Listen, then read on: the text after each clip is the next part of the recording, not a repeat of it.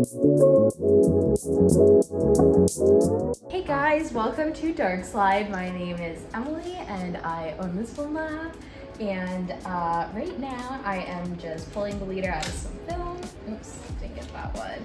So that I can put some twin check stickers on it so that I know that this film belongs to this order. Because in a tank, I'll throw like anywhere between 8 to 10 rolls of it. And if I don't mark them, I have no idea what people took pictures of. So the sticker is a really crucial part of keeping track. So the first thing you have to do is pull the leader out of all of the rolls. And this part is probably what takes the longest. Yeah. So the Jobo is heating up, and usually it gets up to temp by the time I finish doing this. And then while I load, that's when it will stabilize, and then right after, we'll be ready to go. Cool. Just insane that you can do this many rolls at once.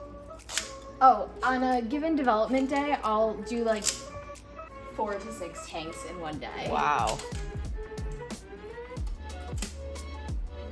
1, 2, 3, 4, 5, 6.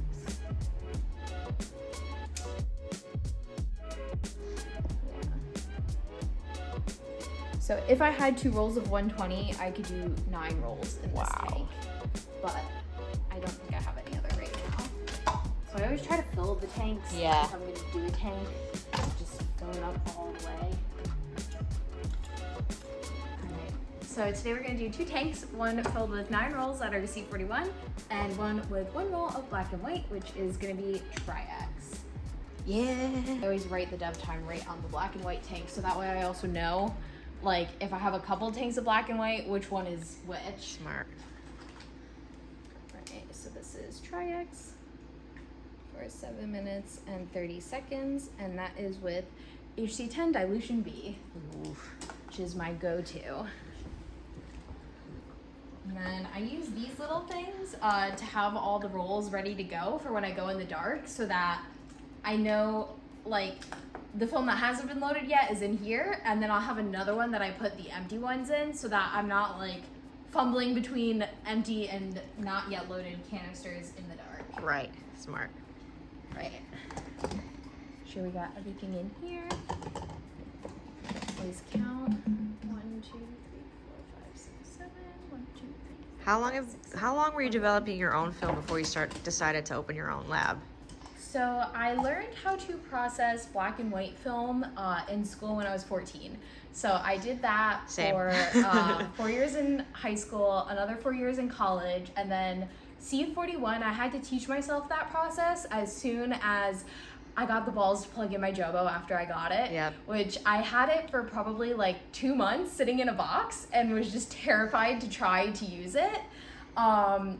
But it took me about 4 months to really confidently nail the process. It's really not that much different than black and white, but like the emulsion of color film is more complex than black and white emulsion. So there is more room for error if you do something wrong, whereas like black and white's pretty forgiving. So I started processing color film in, I believe it was like December of 2020, yes. I got the Jobo in September, but as I said, was too afraid to plug it in for a while. And then I launched the lab in March once I made all of the possible mistakes you can make with my specific setup. And I figured out how to troubleshoot them all by ruining many, many rolls of my own film. And yeah, so it was actually really only a couple months of doing C41. All right, so now that we have our tanks and our reels and our film picked out, we are ready to go head into the dark room in complete black and load. Woo! This is my dark room, which you can't load with the red light on. So when we load, it has to be completely black in here. So I always try to set it up so that I know exactly where everything is. So since this is black and white, which is a totally different chemistry process, I keep this contained and absolutely separate from all the color film so that there's no way to accidentally mix up and accidentally put the black and white roll in the color tank.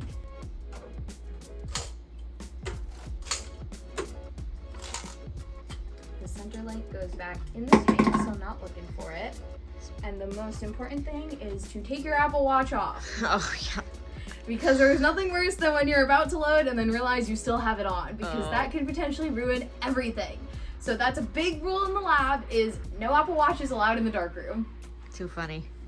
All right, so now we have it all set up. So basically what I'm gonna do in here is pull this out. We've cut the leader off and put the sticker on it so that this can slide right onto the reel, and then do the thing, stick it in the tank, and then we're ready to process. Cool. So you're checking the temp of each chemical? Yes. Well, actually, I only check the developer because that's the most critical. And if we assume the developer is up to temp, all the other baths of chemistry right next to it are gonna be the same temperature. Duh. I also like to only use the thermometer for developers so that there's no chance of it like going in the Blix and then going in the developer, because that can potentially contaminate. So I like HC110 because I think it gives the best results across the board for all film brands. Whereas like usually an Ilford chemical will do better with Ilford films, and a Kodak chemistry will do better with Kodak films. But I find HC110 looks great with everything, so that's why I stick with that one. So I like to do dilution B, which is a 1:31 ratio. And then if I get a dev time that's like 4 minutes or slower at dilution B, then I'll actually dilute it a bit more to dilution H, which is basically just twice as much water than dilution B. So that way I have a longer development time. Because I get nervous for some reason with black and white when the dev time is like short. I feel like it's not enough time to do what it has to do. Right. And I'm about to finish my very first bottle of HC110.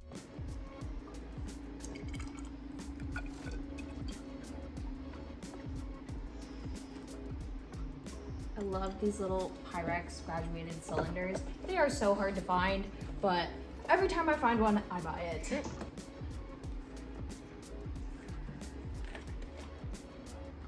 So how long does the process take from start to finish when you use a Jobo? I compare it to like an episode of SpongeBob when people ask, because it's like not quite 30 minutes. It's a little bit less than that. So it's like an episode of SpongeBob with no commercials. I love it. On a busy day, how many times do you run the Jobo? It really depends on what kind of film we have it in. So usually I'll have at least 2 fully loaded tanks of C41. So if it's all 120 film, it'll have 10 rolls in it. If it's all 35 millimeter, it'll have 8 rolls in it. And so we'll usually always have to do 2 runs of C41 and then between 2 to 3 of black and white. If it's really busy, we'll do 3 runs of C41. So we develop anywhere between, I would say, 25 to 35 rolls in a development day. Wow. And that can be anywhere from like 4 to 6 tanks. So it would be 4 to 6 Jobo runs. And do you develop in one day and scan in the next, or you develop half the day and then scan the other half of the day? So lately what's been working is Monday and Tuesdays are the big development days. And we can usually get like the majority of the film in-house done in those 2 days. And so then I'll develop a 3rd time towards the end of the week so that when my scanner comes in on Monday, she has stuff waiting for her. So she'll come in and start scanning, and then whatever I develop on Monday gets scanned on Tuesday. The stuff that gets developed on Tuesday will get scanned throughout the rest of the week. And then whatever I develop after Tuesday gets scanned in on Monday. Cool. Oh, the black and white is good. And the resting water temperature in here today was 65 degrees. And I know that because I have a sous vide in my other Jobo. And so when I come in, I know what all the resting water is at. So if that's telling me the water inside there is 65 degrees, it's safe to assume the water everywhere else is also that. Wow. Because with black and white film, with black and white chemistry, like I always do it at 68. I know some people will like do it at 72 or whatever, but I just think you get a sharper result when you stick to 68. Yeah. So I don't usually actually put the chemistry inside the Jobo because it tends to heat it up too much. But we'll give this a minute and then we'll check that before starting this tank. Always gotta make sure these are nice and locked on.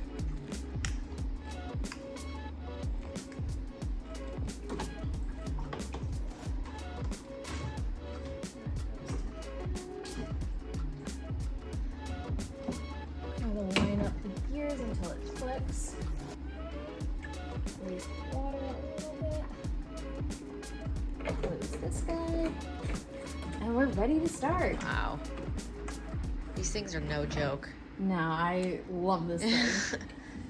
Although I'm happy I got the small one first because I feel like it was a good warm up to this big one. I think if I got this one first, I probably still wouldn't have plugged it into the wall. I probably would have still been too afraid. So with a fully loaded tank, you have to use, I think it's like 900 and something milliliters. So I always just fill these up a little bit above the 900 and then you know you're good to go. So step one, we're gonna pre-wash. So explain how the process works. You pour the liquid in the top. The chemistry goes in here, which then feeds it into the machine. And this has a gear that connects to the lid, and the lids all have little gears on them like this. And so those line up, and then the machine takes care of the agitation for me. So since it's rotary agitation, you actually only have to have like the tank filled halfway.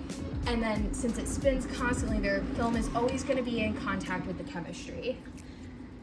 Wow. So you can actually use less chemistry when you're doing rotary processing as you would if you were hand agitating it. Like the little tank that the black and white is in, if we were doing that by hand, it would need 500 milliliters to fill it, but as rotary, we only need, I think it's 240 or 260. So that's like a major benefit of getting a Jobo. Yes, you save a lot on chemistry. So basically, I keep track of how much film I've done here, and then I circle it and write an X through it when I dump the chemistry out. So that way I know how many rolls this 1,000 milliliters of chemistry has done. And I'll usually toss it once I hit anywhere between 20 and 25, which is pretty much in a day how many color rolls will do. So I swap the chemistry out pretty much every day. Wow. Yep, and then I have this nice little thing here to give another indication of like what step we're on. So that way it's just, you're never wondering like, oh man, wait, what step was I on? And then you might like jump to a next step by accident. So this is literally just a whiteboard with a little magnet. So right now we are on the pre-wash for 3 minutes. Cool. And then next up we do developer. You're gonna make me want a Jobo. It is very much worth it. And you know, working with a Jobo really, like, I feel like people think that it's like Nerds or Frontier where it does most of the work for you, but this is still very much labor intensive on my end. Like, I have to know when to swap the chemicals. Nothing's doing it for me. Literally the only thing my Jobo is doing for me is agitating for me and helping me regulate the temperature. Right. Other than that, it's not that much of a step up from tanks and reels. And like personally, I don't know if they're really worth it unless like you're doing a crap ton of film all the time. Right. Because they are pretty expensive. And like I said, it's not that much more automated than if you just pick the tank up and do it by hand. My favorite part is inspecting the pre-wash color after it comes out. Ooh. Hopefully we got something cool today. Now where does it come out? So right it comes back out here? right here. Okay. Yeah. So now that's done. Oh, I see. Now it drains out, and it's a really ugly color. Yeah. But sometimes it'll be like a neon purple or like a neon green, and I'm like really tempted to try to figure out a way to like save the cool pre-wash colors and like maybe like have little jars everywhere or something. Or like tie-dye a shirt or something. Yeah, I feel like that would be fun. All right, so next, that's the pre-wash. Next is developer. You want to pour it slow so that you don't lose too much out the back end.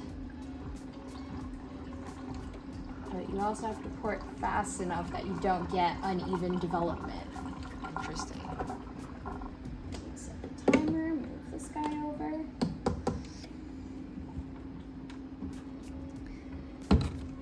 And then I don't have a sink in here. That's the one part about my lab that sucks, but I have a bucket. And a sink around the corner. So all the dump goes in here. And then, perfect. Now we can start the black and white tank because the developer is up to date.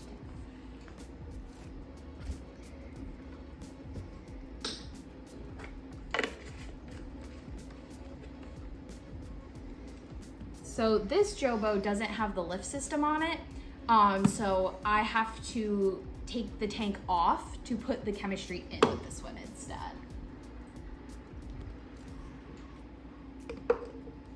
So since we just have one roll, we can also measure it down.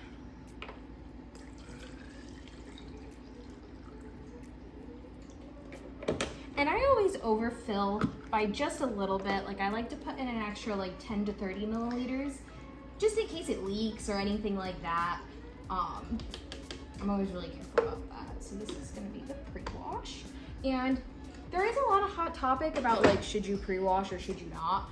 I personally always pre-wash because I would rather find out if there is an issue with my tank leaking during pre-wash than during development. That's a good point. And it's really no other reason other than that, and that sometimes the pre-wash color is cool, and it's one of the highlights of my day.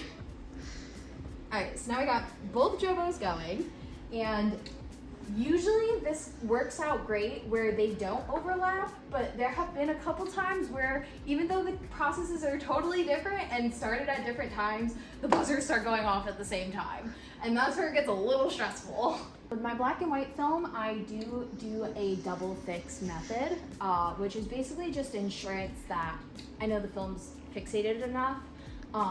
Since black and white, we don't get as many rolls as C41. The idea with doing the double fixer is like fixer 1 is gonna be more fresh than fixer 2.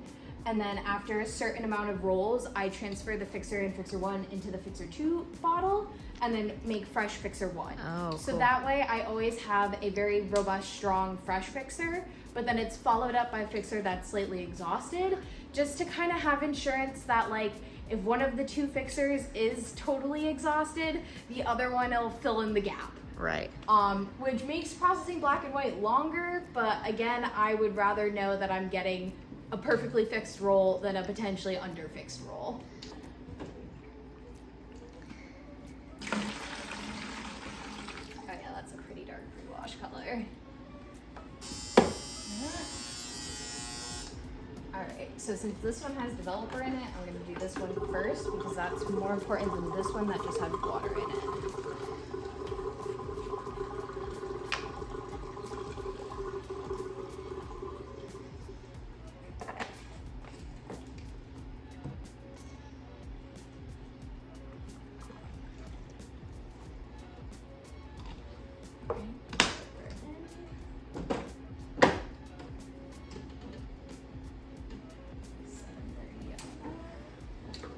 Always want to make sure you cap your developer and move it before you dump the Blix in because sometimes it'll leak out the back here and that will contaminate the developer. Move this over to Blix.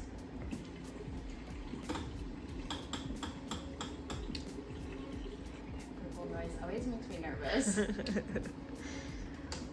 Alright, Blix is in.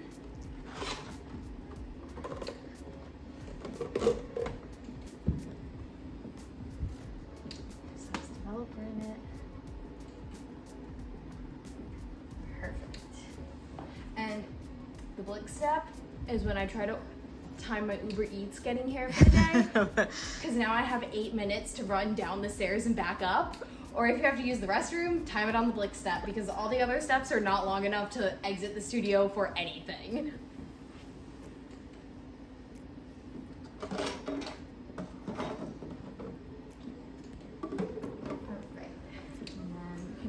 Make our pre-wash where it is, or photo flow, not pre-wash.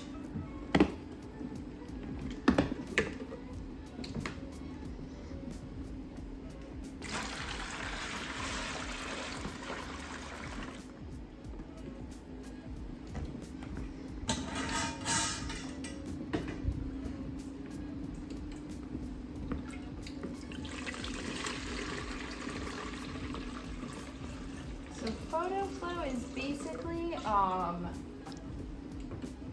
it's a very, very diluted chemical, and all it really does is break the surface tension of the water so that you're less likely to get water spots on the film.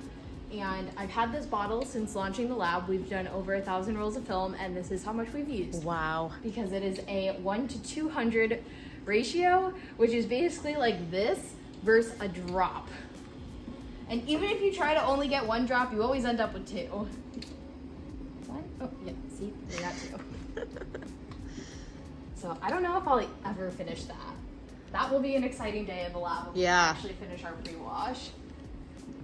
Or, I keep calling it pre-wash, it's photo flow. Mix that up. And that's ready to go for when we're done.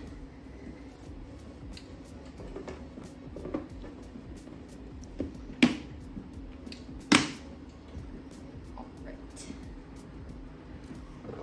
It's in. It's got developer in. All right, this one has 5.5 minutes left, and this one has 6.5 minutes left. Okay. So that gives 1 minute to swap and change before the other one starts buzzing. Oh, wow. Which, that's plenty of time. At least they're not going at the same time. The only time I really get nervous when they go off at the same time is during the developer step, because that's the most critical step. Like, if you blix for an extra 10 seconds, it's not really gonna do anything. But if you develop for an extra 15 to 30 seconds, that will make a difference. So the absolute most critical step is always gonna be developer, and then everything after that, it's not as critical to the end result of film. But you still gotta be careful with all of them. Okay, that developer is done.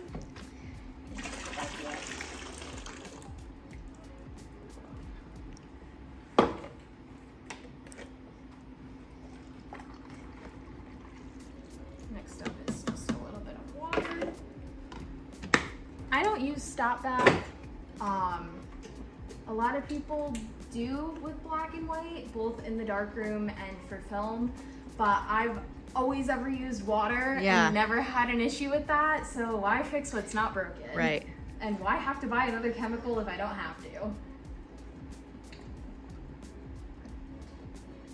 Stop that, this is a scam. I think it is. Because, like, once the fixture goes in, it's starting to get fixed. It's not getting developed anymore. Right. And I only really do the wash in between, just so that I don't end up with a lot of developer in my fixer. Right. This one's done.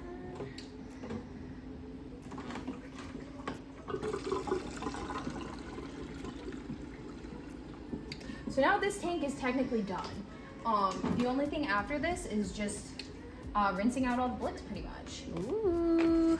So since I don't have a sink, usually what you would do is like go stick the tank under a sink and just let the water run. But since I don't have a sink in here, I do 3 rounds of water for 3 minutes.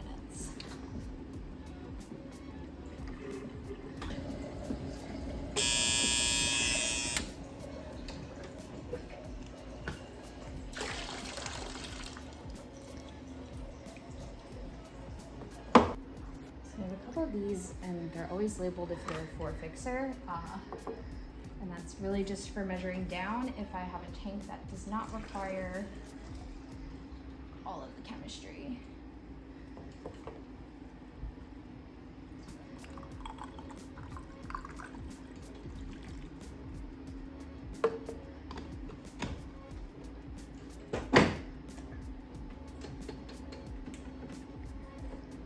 And then I always leave the cap off of which fixer I'm on so that I don't mix up my fixer 1 and fixer 2.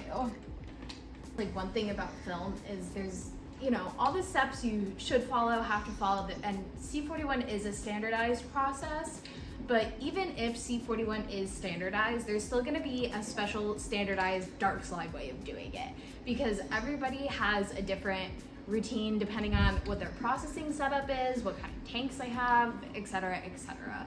So it's really important to like have it all as standardized as possible. That's like why for black and white I stick to HC110 dilution B, because there's so many different ways you can do black and white, and that's just the one that works, so that's totally what I stick to. So that way, as my customers are sending me their film, they're always getting back the same result.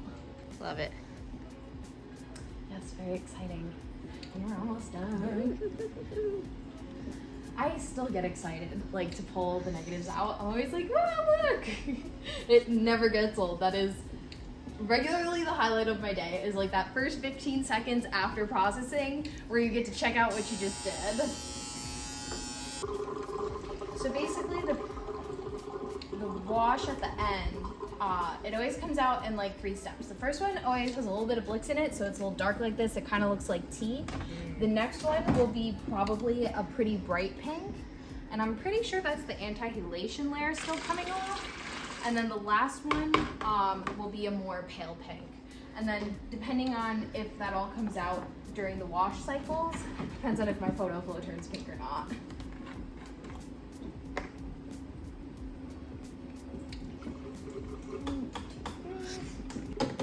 Since this is the only color sheet today, I don't have to refill this until tomorrow. 3 minutes. Boom. Okay, so that's fixer 1. And fixer gets reused.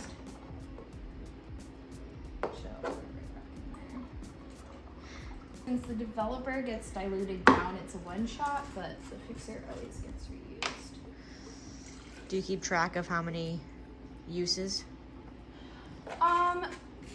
With black and white, I don't track it as closely as C41. Like C41, I keep tallies, but black and white, we're not doing like maximum rolls of black and white I'll do in a day is maybe 5 to 10. So it's pretty easy to keep a mental note of that. Yeah. I just track the date that I mix the fixers, so that if it's been a while, like usually the chemicals will exhaust from being out before they exhaust from how many rolls goes in it with black and white. Whereas the C41, that always gets burned through by roll quantity before a shelf quantity. Or quality, I guess. This is so exciting. We're almost there. We're almost there. I'm so happy you came by today, because I kind of hate when I had to develop on Sundays, but it's a lot more fun when someone's here Yeah. with you. So yeah, so now you can see it's a pretty bright pink still, so essentially the goal is that it comes out clear, but the anti-halation layer isn't going to harm anything if it's not like totally off.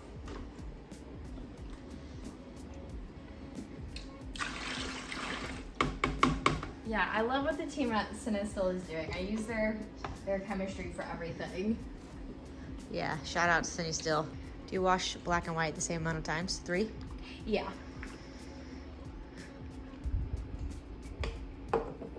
So 3 3-minute steps. Sometimes I will, like, since my black and white tanks are small, sometimes I will go run to the sink and just like turn it on and go. Yeah. If I don't really feel like waiting Right. the 9 minutes that it takes to do it the way I do it, but sometimes it's just easier not to have to leave the studio to do everything. Okay. And this one is good. Yeah, see how now that's a much lighter pink? Yeah.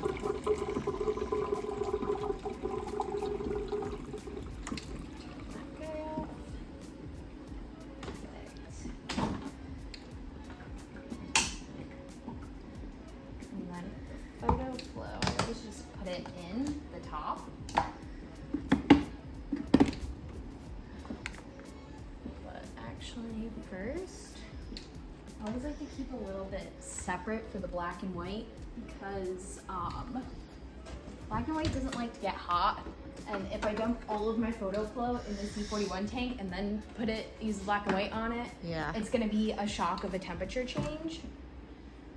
So I always just reserve a little bit. So that way I know it's still at the room temperature, which today was about 65 degrees, which is perfect. Processing's done at 68, then the jump to 65 is not that much. We're a little short. That's all right.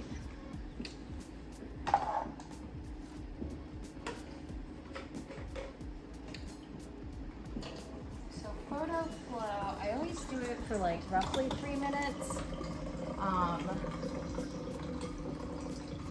But you gotta make sure you get all the bubbles off of it.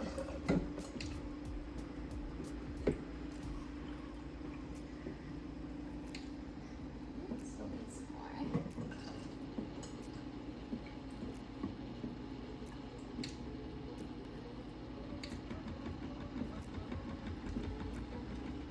She's getting all the bubbles out, because if the bubbles are like sticking to the film, it could potentially leave a spot. So I try to fill the water up just kind of right above the top reel, and then just go like this. Get all the bubbles to the top. Perfect.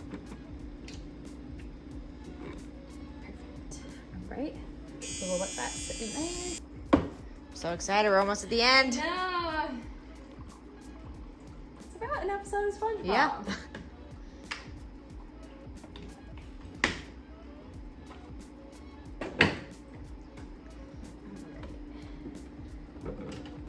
Okay. Photo flow's done.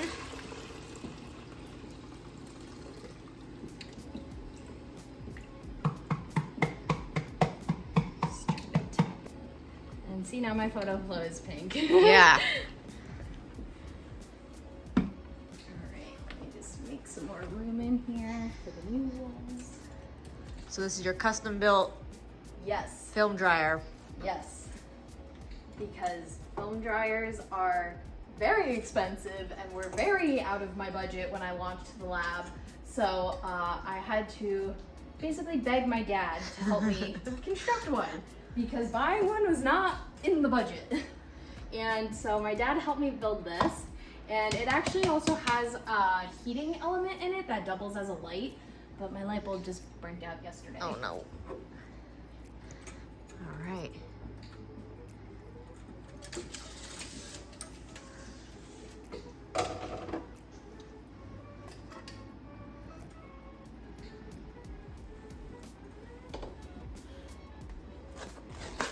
So these are Kim wipes, and they are like guaranteed lint-free wipes. So something else I've been doing, actually, hold on. First we gotta swap this.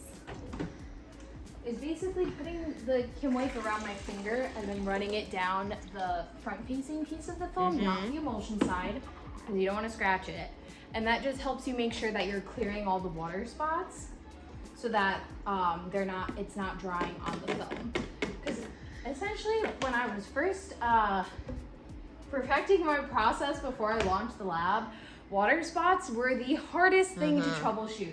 And I could not for the life of me figure out how to get rid of them. So I was like, I'm using distilled water, I'm using photo flow, why are they still happening? Right. So then I got the cabinet, and I thought the cabinet would solve all the problems. And I would say out of like all of the rolls that we do in a day, maybe only like 2 or 3 of them will have water spots. But this is just one more precaution that I take, just to really make sure. You're probably dying to see your roll. Yes. I can't wait. Please. I loaded your roll first, so that it would be at the bottom of the tank and in the front of the drying cabinet. Oh, cool. Black and white is good. Which one are you more excited to see? I don't eat both. My first 2 rolls through the Hassie. I know, I'm so excited for you. I remember my first roll with my Hasselblad, got all these half frames and was like, what the hell is going on? All right. All right. Moment of truth, you guys. Moment of truth. My first roll through the Hasselblad. Okay. Let's see. Okay, actually, let's backlight it. Oh, It looks good! There's images. And you know what my favorite part about the Hasselblad is? Is it puts little marks on every frame.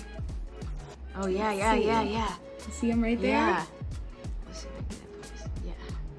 And that's how you know it was shot on a Hasselblad. Yep. Look at that! It looks Let's great! see these wedding photos. They're there. Ah, come here. Yes. Oh God, please be in focus. Please be in focus. They look good. They look sharp? They look good. Okay. This one is definitely sharp. At least you could definitely tell the Hasselblad in your hands is. Yeah. I don't know if you are, but the camera totally is. Cute. I'm so excited. Yes. Yeah, and the spacing looks good in between, which is awesome because Hasselblads are notorious for that being an issue. Oh, great. Mine does that. So you have nice even spacing between every single frame. They look beautiful. Yes. Congratulations, your Hasselblad works Yes. great. All right, ready? Yep, ready.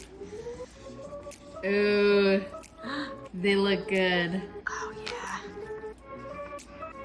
They look great. Oh, I'm so excited. Look, it's me! You are. We just took those pictures like an hour Right. ago. That's always so cool, being able to see them like immediately. Oh yeah, this looks great.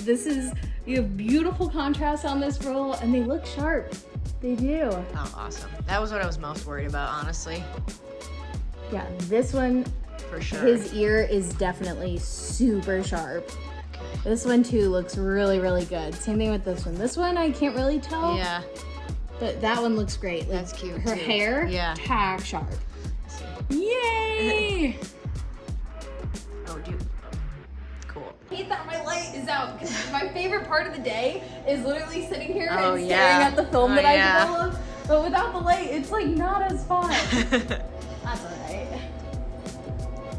Yeah, now they are all drying and we have a lot of successful rolls of film, so that's always so exciting. Amazing. And then tomorrow they all get scanned, right? Yep, After they so dry? Tomorrow, these will be dry in like 20 minutes. Yep. So tomorrow my scanning girl will come in and she will scan all of these and then I get to send them to you. Amazing. Thank you so much, Emily. So thank you for the little show and tell. No, thank you. I love showing Darkslide Film Lab. I love showing my setup and everything to people who are photographers and shoot film and love it as much as I do, because you guys get to actually appreciate it all. And I worked really hard to create this space for myself, so I'm always so happy to share it with my friends. You're a rock star. Thanks, guys. Bye.